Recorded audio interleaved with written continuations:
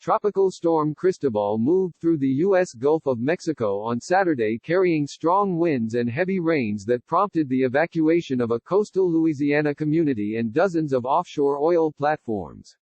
The weather system is the first named storm expected to hit the U.S. of the current hurricane season, which has begun unusually early, and comes at a time when the U.S. is struggling to contain the coronavirus pandemic.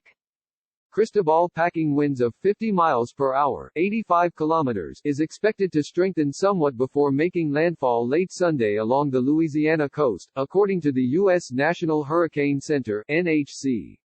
Grand Isle, a barrier island on the Louisiana coast, was under a mandatory evacuation, ahead of a storm surge expected to be as much as 3 feet to 5 feet (1.5 meters).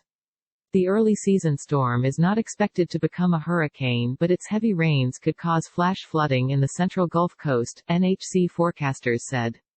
Oil companies on Friday had evacuated 65 Gulf of Mexico offshore facilities and shut in some 500,000 barrels per day of oil output, pushing spot gasoline prices higher as traders feared production losses.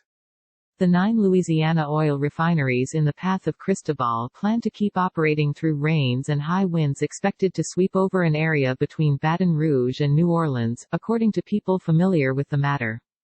Combined capacity of the 9 refineries is about 12% of the U.S. national total of 18.8 million barrels per day (BPD).